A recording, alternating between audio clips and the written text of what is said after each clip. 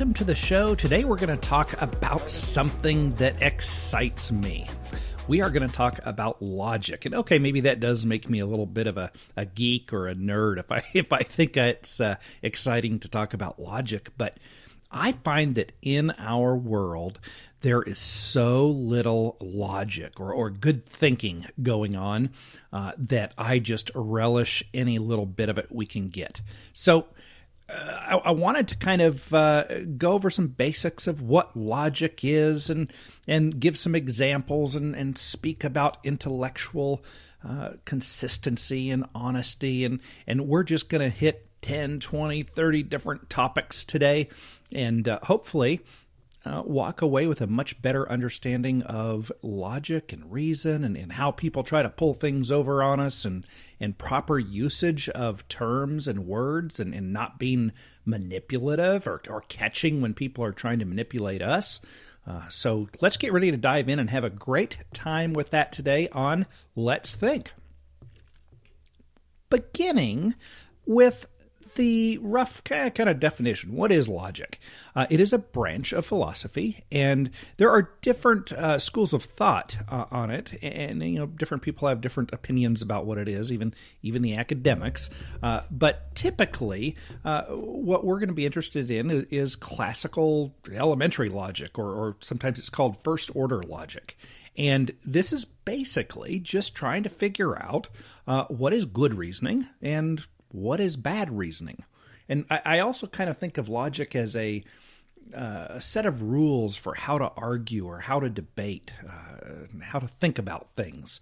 And one of the things that I find to be very important is this concept of honesty and breaking words down, using simple words, and not letting people get away with using fancy words or words that don't really mean the same thing. And I think the best way to say that is by giving an example.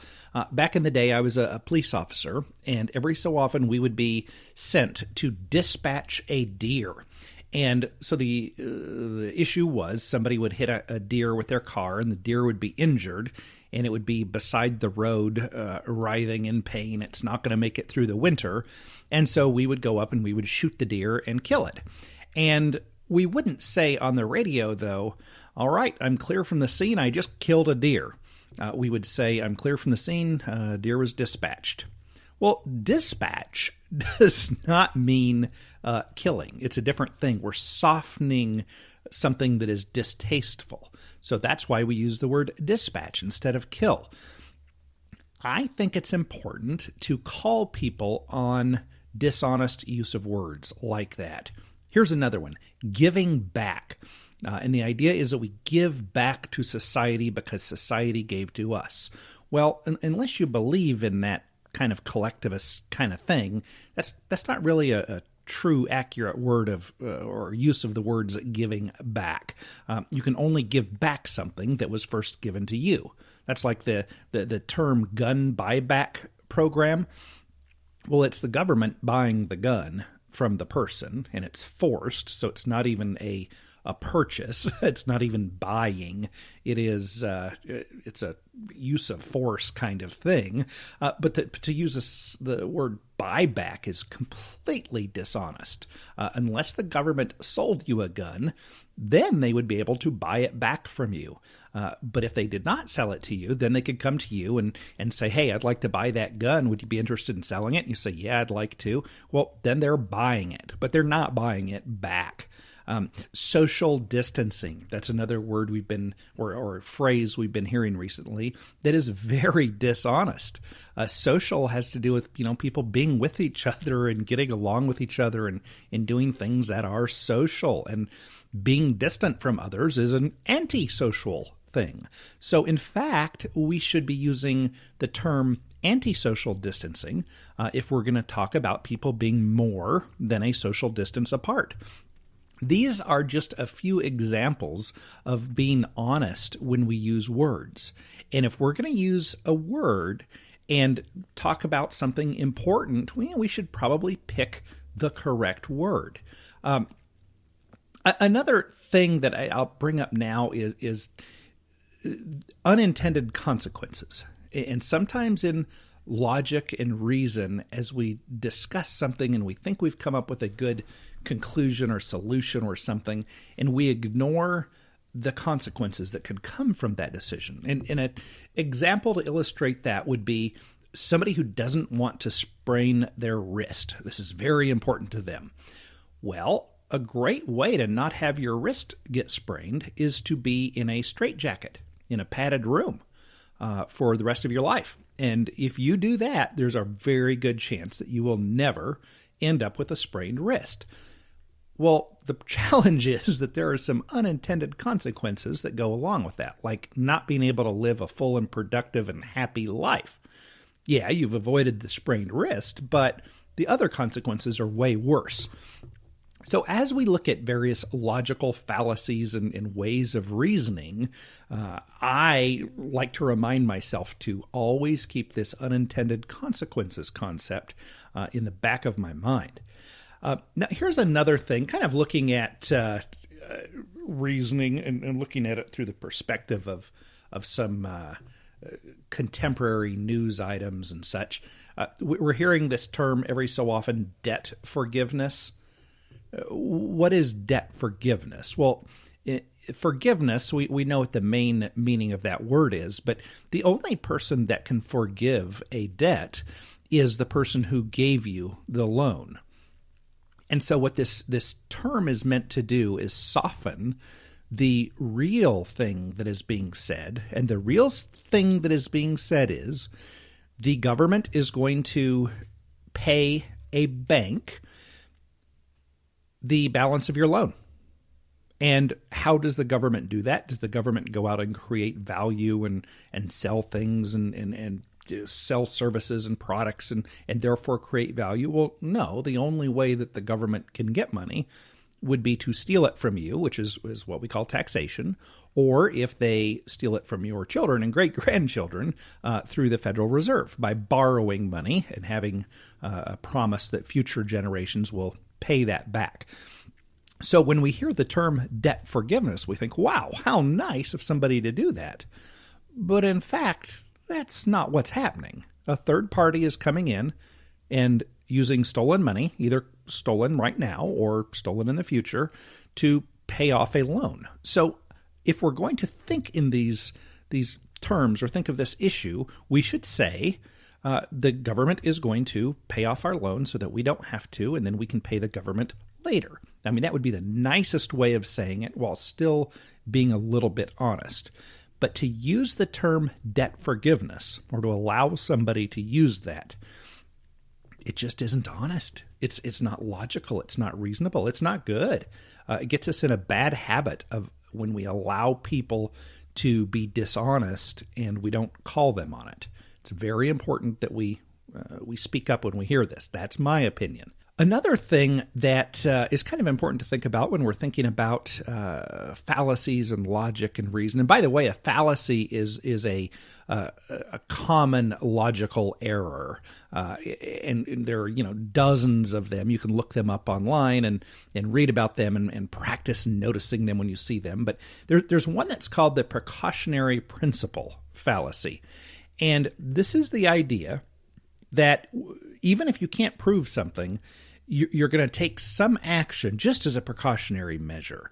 So that would be saying, you know what, we can't really prove that doing a rain dance makes it rain, and there's no scientific justification for it. There's no real reason to do it. So the only way that we can do it and still kind of feel like we're being good people or smart people is to use a fancy term, which is the precautionary principle. Well, we've never proven that dancing doesn't cause rain, so we better dance just to, if we can help make it rain, that would be great. And that's part of what the sustainability movement does, is they say, well, yeah, we don't have any proof that man-caused activity or the activity that man is doing is causing climate change, global warming, global cooling, whatever the kick is at the moment. We don't have any proof of that, but we're going to use the precautionary principle to say that we might be causing some damage, so therefore we should use force against the rest of we to change our activities. because it's a precautionary thing. Well, that just doesn't make sense. If you hear somebody using precautionary principle, really look into it. And yeah, there are some things you could say that wearing a seatbelt is a precautionary principle. You could make that argument, but that is a logical thing that okay, we heard this term precautionary principle, we examined it, we said, yeah, okay, and actually in that case it makes sense. In another case, it might not. I hope that these ideas are making sense, even though I'm just kind of tossing them out there here and there. My expectation isn't that you're taking notes right now. You know these, you've heard these, you've probably caught people trying to use them on you, and we're just kind of absorbing them right now, and hopefully developing our defenses, so that when people try to pull the wool over our eyes, we are able to bust them and not let them get away with it. It seems to me that just being a savvy consumer of information is a wise thing. Not everybody is completely straightforward and honest and careful about what information they provide. And I heard a good example the other day, actually, right here on KHNC 1360. I was listening to Brain Cleavage with Kara, and she was mentioning that on her show, her journalistic integrity requires that she only provide information in a context that is honest and forthright, and only information that is true and believable. She just wants to make sure that things are right before they go out on her show. Not everybody is honest like that. Not everybody is good. Let's be careful of those that are not.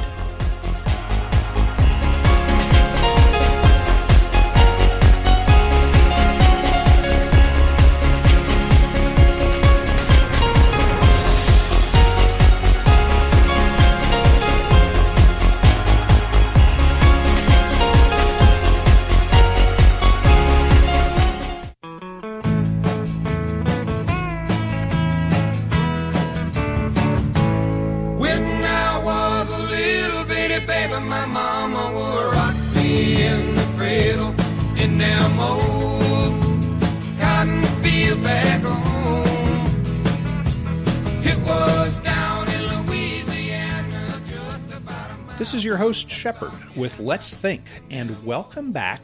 We are talking about logic today. We're talking about logical fallacies and reason and how not to let people pull the wool over our eyes, how to be savvy consumers of information. We should keep in mind that there are a lot of people out there competing for our brain space. There are people out there that are using very sophisticated methods to make sure that we buy their products. And sometimes these products are toilet paper or cigarettes or beer or religion or whatever. There are a lot of products out there being sold. And some of them are good products, and it would make good sense. I'm a businessman. I definitely like to package my products and services in an attractive way, and I definitely use advanced persuasion techniques to encourage people to buy my products and services and my ideas. So it's not necessarily a bad thing, but I do think we would all be very wise to be savvy and aware of what's going on. So let's talk about a very common fallacy, something that people do just constantly, and this drives me crazy. Many of my best friends do this, and they're even in the liberty movement. History buffs and conspiracy buffs do this, and they'll give an anecdote, and it's not really something that proves the whole point. This is common in the health movement also. And so here's a common thing that people will do. They will say, well, this happened to my relative, and so therefore it's real. Well, that's just an anecdote. That is a one-time thing that happened, and it is good to use that as an example, perhaps. But too frequently, anecdotes are combined with emotion, and we get excited about that anecdotal thing when, in fact, it is just yet another example of something that has already been covered with statistics. So I guess my point is, if somebody is going to try to give you a statistic, they can either choose one or the other. And if they gave you the statistic, they should not also be giving you anecdotes about something happening. And here's just an easy example would be somebody saying, studies have shown, or the weather folks have figured out what the temperatures are, and the temperatures have been as high as 102 degrees in our area this summer. It is just a really hot summer. Okay, well, that is a statistic. This is a scientific thing that the people that measure temperatures, the scientists, have gone out and they've decided, well, okay, this is the highest reading is 102 degrees. That's the fact. That's the statistic. That is the statistic, and there it is. The challenge then becomes when somebody's trying to impress you about how hot it is, when they then say, oh my gosh, we have, Jennifer on the line and she says that it's 101 degrees at her house. That is just ridiculous how hot it is. And then somebody will break in and say, yes, and it was 102 degrees at my house. And well, this is just emotional excitement. These are anecdotes that don't add anything to the conversation.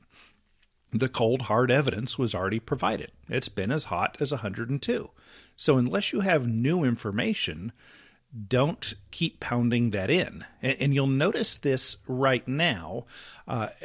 People will say there are 500 people in this state that are currently in the hospital, and these people might have other things going on that are causing them poor health, but they also happen to have COVID-19. And then somebody will describe how horrible the coughing is, or the wheezing, the gasping for air. Well, that is something that almost all human beings go, gosh, yeah, I remember a time when I was, underwater and that just felt horrible, that panicky feeling, and that is just horrible. And wow, this COVID-19 thing is way more serious. Well, no, we already covered that when we said that there were 500 people in the state that had COVID-19 along with whatever other ailments that they might have been in the hospital for.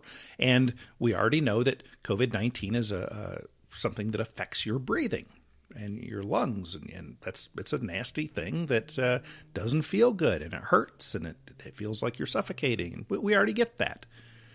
To now add example after example, and then when someone like me doesn't panic appropriately and have the correct phobia about corona, then to come back and try to frighten me by saying, oh, and here's a case of Edith, and Edith has this horrible disease of COVID, and she is wheezing and coughing, and look at the misery that she's in. Well, that's not proving anything new. We've already talked about this. I've already agreed, yep, COVID's out there, nasty virus, nastier than a lot of the other viruses. Don't want to get it. Hope I don't give it to anybody. Hope nobody gives it to me. It sucks. But I'm not getting any new information from you when you try to panic me with another example of another person that has it. And then here's another kind of related anecdotal fallacy, anecdotal evidence, is to make the argument, and this is actually also an appeal to emotion, and that's another official logical fallacy if you're looking up the big long list of them. And this is the argument that, well, okay, Shepherd, you can make light of it, but if it happened to your somebody you love, your aunt, your mother, your wife, then you wouldn't be taking it so lightly. Is that a good argument? Absolutely not. Because basically what they're saying is, well, right now, Shepherd, you are looking at things with a level head. You're not emotionally tied to them. You're looking at it from a logic, reason, science type perspective, and you're coming to a certain conclusion. And then they're saying, but if something happened in your life that took away your ability to be logical and reasonable and calm and scientific, and you were now overcome with emotion, then, Shepherd, you would be emotional, and you would think emotionally. Well, of course I would. Then you should stop listening to me. If I'm too close to it, I probably don't have as good of a view as if I have the 30,000-foot view from above. And this is often done by people who are saying, I was actually there. The fire was so hot. Well, we already know fires are hot. And I appreciate that you were running out of the burning building, but we already know that burning buildings are hot. And don't try to appeal to my emotion by saying how you felt the hair on the back of your neck curling up. Well, yeah, when it's really hot, that's what happens to human hair. This is an emotional thing that doesn't add anything of substance to our mature, reasonable, scientific, logical, reasonable conversation. Being aware of these fallacies, along with others, can really help us weed things out, can't it? And can you think of things? I bet you've already, if you've listened to any news, I'll bet you've heard a couple of the ones, just the ones we've talked about already. I'll bet you've heard several examples of each just today. And if you haven't, swipe your smartphone, not while you're driving, swipe your smartphone and look at any news item, any news article, and you are going to find examples of these fallacies there. And you can point them out and go, oh yeah, that one, they're just trying to get me all emotional about something, but they've already given me the science behind it or the statistic. Well, they shouldn't be combining those. Or they're trying to say, well, yeah, but if you were emotional about it, you wouldn't be thinking straight. Well, of course I wouldn't. It's fun to be able to see when people are trying to pull things over.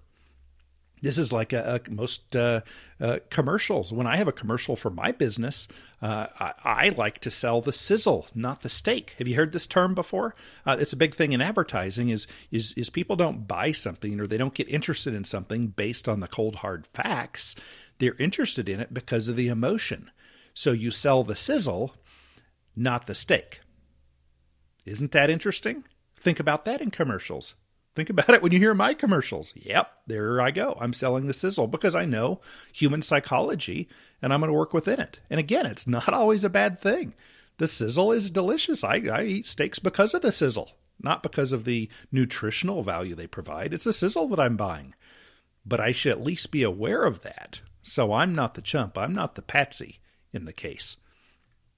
Now, I have talked about the scientific method, and I want to make sure that we both appreciate the distinction between the scientific method and scientists, or settled science.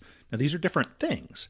The scientific method itself is a systematic way of looking at things and coming up with answers. And that's good. Scientific method is wonderful. Now, is it bastardized? Yes. Is it sometimes dishonest? Absolutely. Can you imagine if a tobacco manufacturer has a study done, they pay the university, and so lots of people are getting paid their salaries and students are getting to go on field trips and do all kinds of wonderful things. Do you think maybe there's a good chance that the result of this study, this scientific study, would be that tobacco isn't so bad? Well, of course. And if it's somebody that doesn't want tobacco and they're paying the bill, do you think maybe it'll come out saying tobacco's bad? Of course it will. If the United Nations is funding a study on climate change, do you think maybe they'll say it's a horrible problem? Do you think maybe that will be the solution or the result that the scientific study comes up with? Well, of course it will be. So I don't trust everything that a scientist says, and I suggest that you also be very careful. It's the scientific method that is good, not necessarily the process as it exists today. And we have to realize that the process will sometimes be dishonest. Sometimes it will be corrupt. And we're going to take everything with a grain of salt, as we always do, because we're savvy consumers of information. If we're not, we're going to end up losing in life in a lot of different ways, which is why we're examining this whole idea of logic and reason. That's why we're doing this. And let's do some more of it right after this break. Come back and we'll have some more fun. The Let's Think Show website is openlyvoluntary.com/Let's Think.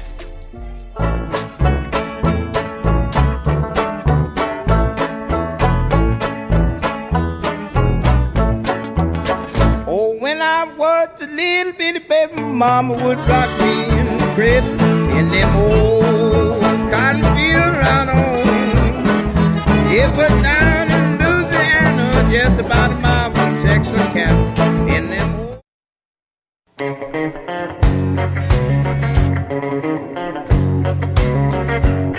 Welcome back to Let's Think with Shepherd, the Voluntaryist. That's me. Let's chat some more about Logic. And we were just talking about the scientific method and how the scientific method itself is great. Sometimes people distort it and manipulate it, and therefore not everything that is reported as science is in fact true. But let's talk a little bit more about the scientific method itself. Science is really neat, and there are a lot of things that can be pretty conclusively proven, or at least good evidence provided to help you form an opinion about things around us. And I'm kind of hemming and hawing here because this is something that I struggle with, maybe you have too, is what do you believe? Who are the experts? Who do you believe? You hear these crazy conspiracy theories and you think, well, that's just wacko stuff. And then you hear another one that, you hear that there was some political person in the UK and some political person in the US, and that they talked together and they decided how they were going to defeat some other enemy. And, well, that's just kind of history. And so that conspiracy, yeah, in fact, a couple people got together and talked about something happening. But then how do you believe stuff? How do you know that you do believe that, but you don't believe what the other people are saying about how Hillary is really a lizard person? How do you sift and sort through it? And I don't know, but what I kind of require, what my measurement stick is does it make sense to me? And I know that sounds really rustic. I don't know. Maybe you have a better system for deciding what's true or what's not true. I know that some people use the system of, well, if the government says it and the news says it, then it must be true. I hope you're not one of those. Well, you wouldn't be. You wouldn't still be listening to this.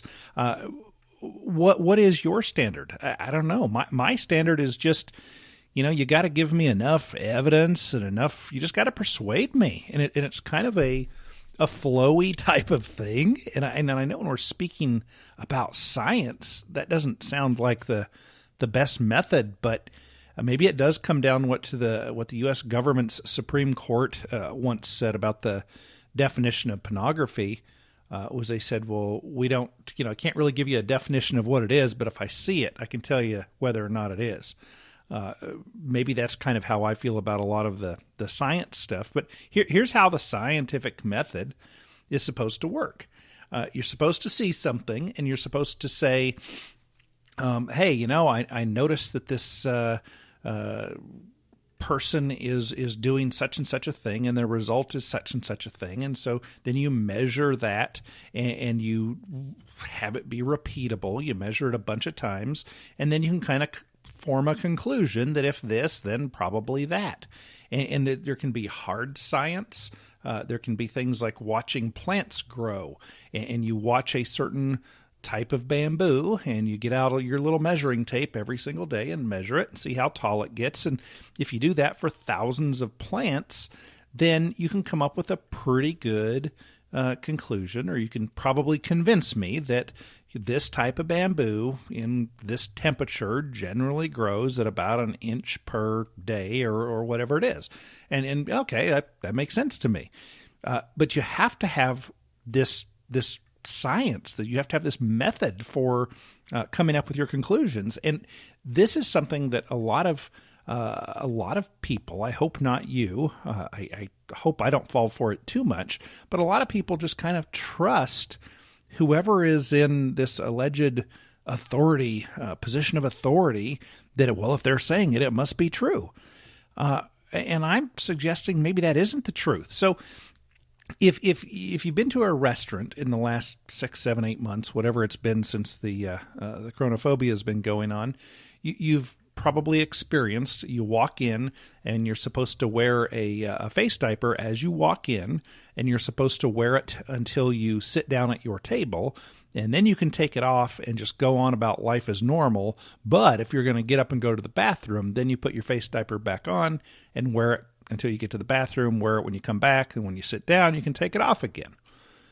Well, if there are such strict rules, that as ridiculous as it sounds on the surface, well, there must be some good science behind it, right? Well, there isn't, but let's assume that somebody did want to be intellectually honest and wanted to see, hey, is this a good idea?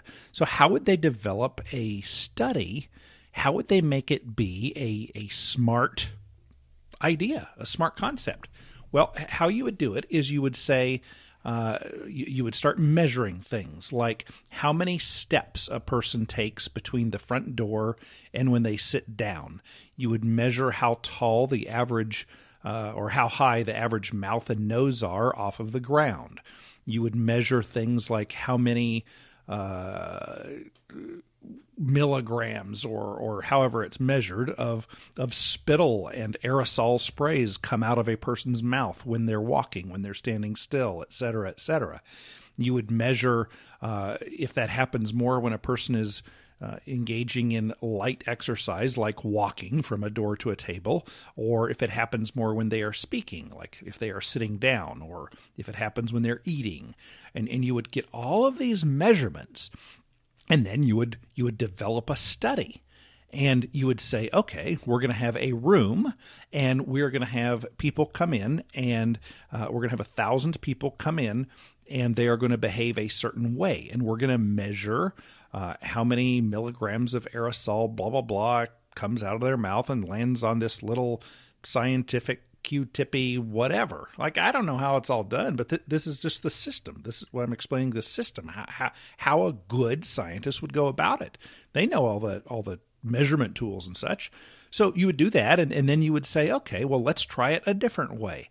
And then you would have as many of the variables, you'd have control them as much as possible, and you might do a blind study or a double blind, or you'd have a control group, and there are all these rules to the scientific method.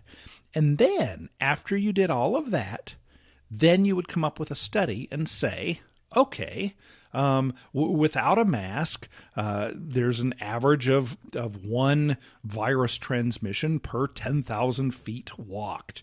And with a mask, there's only one virus transmission per 100,000 feet walked. And the average visitor walks 200 feet, and therefore, blah, blah, blah. And then you would come up with an actual piece of scientific evidence that smart people would say, oh, okay, well, that makes sense. Or, thank you for that information. I can base my interests, my probabilities, my risk preferences off of that, and I can make decisions as I go forward.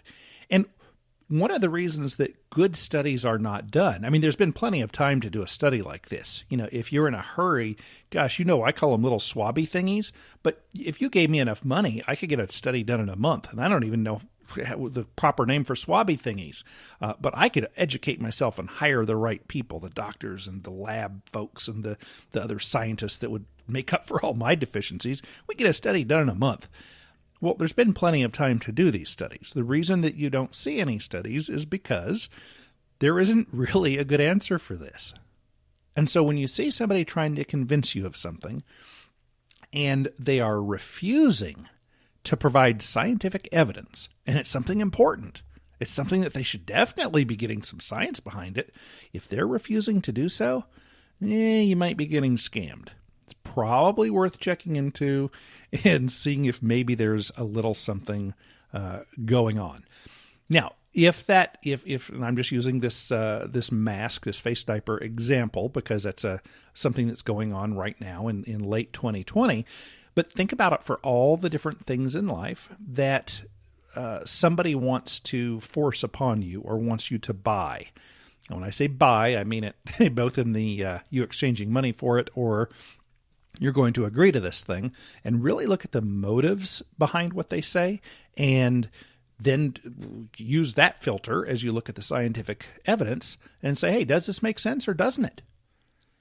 Now, we're going to move on now to another phrase that is frequently used when people are trying to hide the truth and get you to fall for something.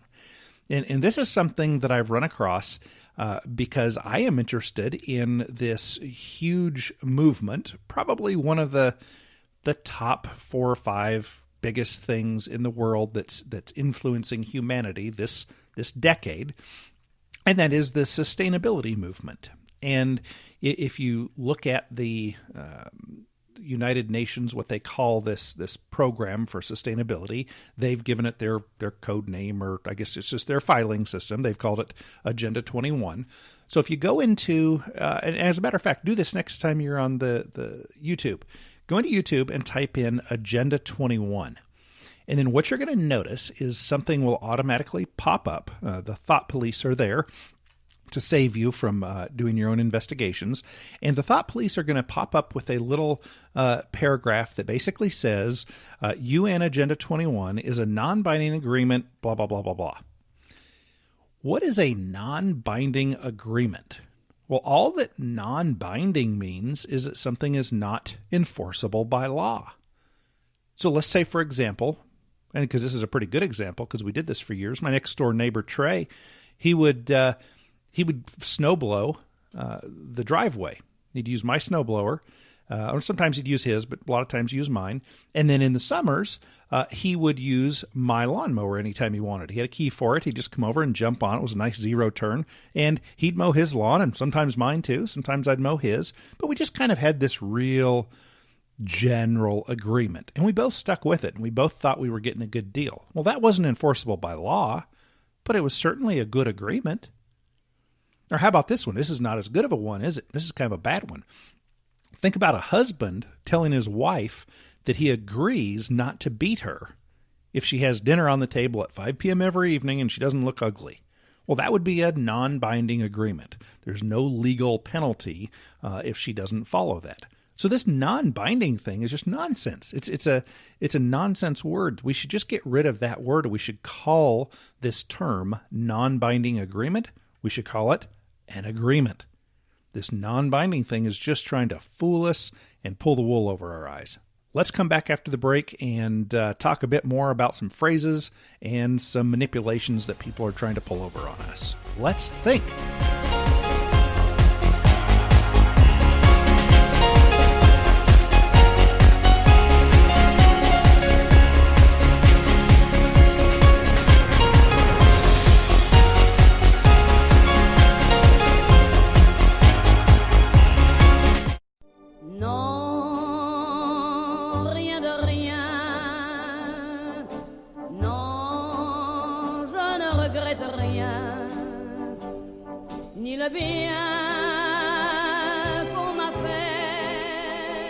Welcome back to the Let's Think show, and we're going to continue our discussion on logic and reason and not allowing people to pull things over on us. That's as I've mentioned, that's something that's pretty important to me, and maybe it's important to you too. If you don't have a big ego and you don't really care, I guess we're a little different in that way. One of the things that I think we have to remember is our dedication to honesty, if that's one of our values. And for me, it is. And so, if you've been listening to my show for a bit, what my stance is on masks and this whole 2020 farce where everybody's supposed to wear a mask and they're trying to get everybody to believe it's necessary and for health reasons.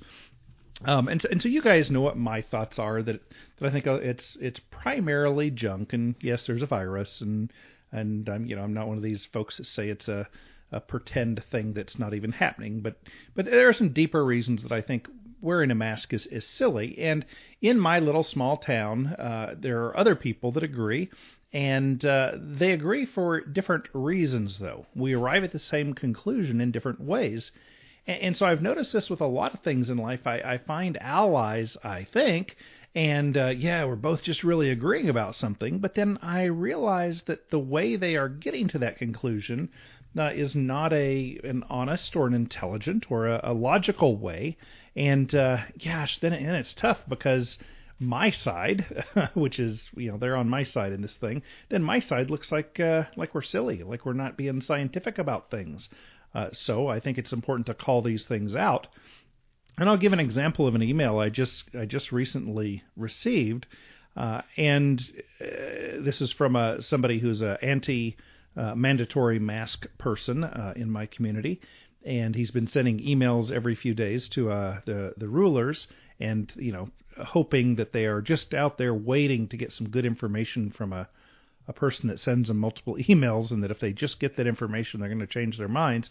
But this is his latest email. And not all of it's completely relevant, but in large part it is. From April 9 to July 3, there was no mask mandate, and yet active cases dropped from 34 cases to 21 cases. That is a decline of 38%.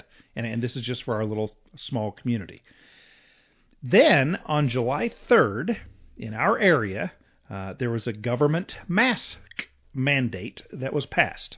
Since July 3rd, the number of net active cases has increased from 21 to 221 in mid-November.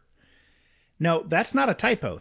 Thanks to these counterproductive masks, the number of net active cases has increased by 10 times, from 21 to 221 during the time of the mask mandate.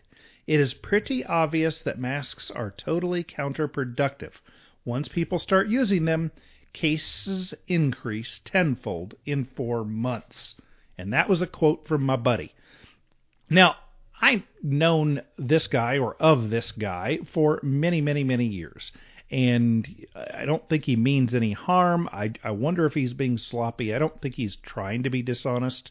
I would hope that he knows enough about the scientific method and logic and reason to know that he's wrong. But what do you guys pick up on this? What do you think is his problem? Where is he running off base when it comes to logic and reason? Well, I would say that, even if we pretend, if we put ourselves in the shoes of the people who love laws and mask mandates and any rule you can think of to help with the whole mask COVID thing, they're all over. Even if you believe what they believe, which is that local, state, and national and world governments really care about the health of the people that they rule, and it's a government's job to protect citizens from harm, even if it's harming themselves. And COVID-19 is a horrible, nasty thing that we have to, at any cost, the number of humans that get it must be minimized. Even if we have to do radical things, we just have to minimize it. And if everybody wears a mask in public, 95% of the expelled COVID goodies that come out of people's breath, they'll be captured in the mask and they won't get to other people. So even if we assume that all of that is correct, or if we hate it and we don't think any of that is correct, where is the reasoning wrong? And I'm just going to read the last two sentences. That's the summary, the conclusion that he gives. It is pretty obvious that masks are totally counterproductive. Once people start using them, cases increase tenfold in 4 months. Well, this is which fallacy? This is the causation-correlation fallacy. Not everything that is correlative is also causative. So we can't say, well, because, if you look at this example he gives, a certain thing is done between April and July, and therefore everything that happens months later is a result of that thing. Well, no. The mask mandate in our area could be said to have also increased ice cream sales, because most certainly since July 3rd, ice cream sales have increased in our Rocky Mountain little tiny town. Well, I think it has more to do with it's hotter out and people want to have ice cream in the summer. Another example of this would be if we look at this correlation versus causation, at this error in reasoning, think about this example. And everybody listening to this, I guess unless you're listening to a podcast or you're listening online, most of us here live in the Rocky Mountain area, and we get a lot of snow in the fall and the winter and the spring. And then around April or May, all of the water starts draining. That's when the snow melts. It all starts kind of working its way down the mountains, and then the streams and the rivers get really high, and frequently they'll overflow. We'll have a bunch of water coming over the banks. So imagine if we use this same logic that my buddy used, we'd have to say this. We could say something to the effect of, well, in February and March and April, only 21 gallons of water over-flooded the banks of the particular creek, and then we put sandbags along the creek, and then in May, June, and July, we had 21,000 gallons of water come over the banks, and so therefore sandbags cause flooding. Well, no. Sandbags didn't cover the flooding. A bunch of water caused the flooding. And the same is true with the whole mask thing. We can't even let our friends and allies, people with whom we agree on certain topics, we can't let ourselves get away with being illogical. It ruins our credibility later.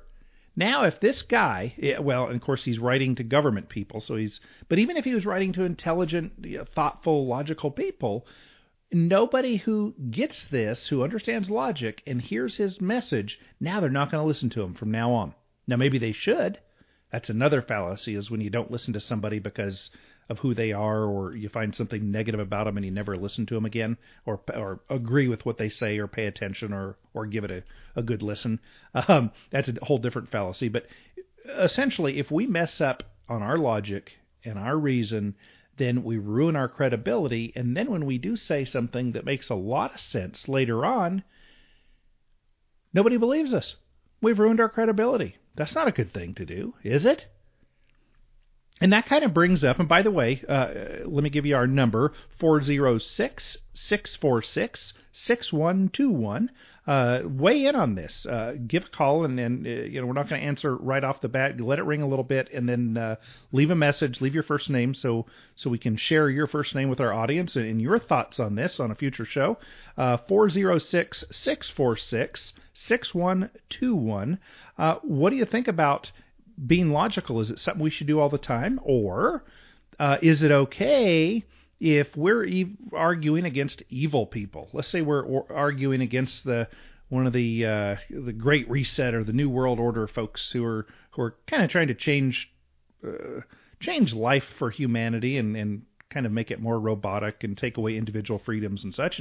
And what if we would say that those are some pretty nasty, bad, evil people, and in order to defeat them, or the people who are their useful idiots, we could use some manipulation and some illogical fallacies, especially if we know it'll slip by them.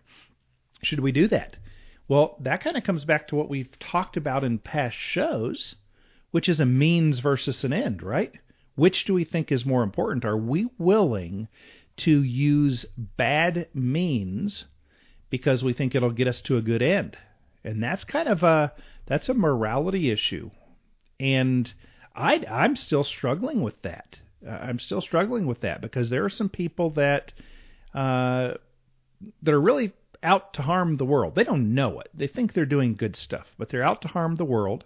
They don't understand or respond to logic or reason, so can't use that. That tool is completely gone. I mean, the fact that you're still listening to this and that you care. And that you're maybe looking for areas that I'm being illogical or unreasonable, and you're examining your own arguments and you're examining the things you hear, this puts you in a high category of thinkers. Most people, I'd say 98, 99% of people, are not like that. They're not like you, and they're not like me. That they don't understand logic. What they understand is emotion. That's all they understand is emotion. So, as in advertising, you appeal to somebody through emotion, and then they can back up their purchasing decision using logic and reason. But that's a long-known salesman thing. As we mentioned before, we sell the sizzle, not the steak. And so if in order to sell our wonderful steak of individual liberty and just humanity being free and being able to go out and create order out of nothing, if we want to spread that wonderful word of voluntarism, shouldn't we sometimes use the language that will actually get through to people? And if it's not logic, should we really handcuff ourselves and not allow our message to get out because we want to be Mr. and Mrs. Moral? I don't know. I struggle with it too. What's your opinion? 406-646-6121. Or check out our webpage. Our show page is openlyvoluntary.com/Let's Think. And you can find past episodes of the show there. Please do check in. And until next Saturday night, please be good, treat people well, live a wonderful life, and stay tuned for our next show, Administrative Static, our next show on KHNC. Check them out. See what you think of their show as well. See you next week. So long,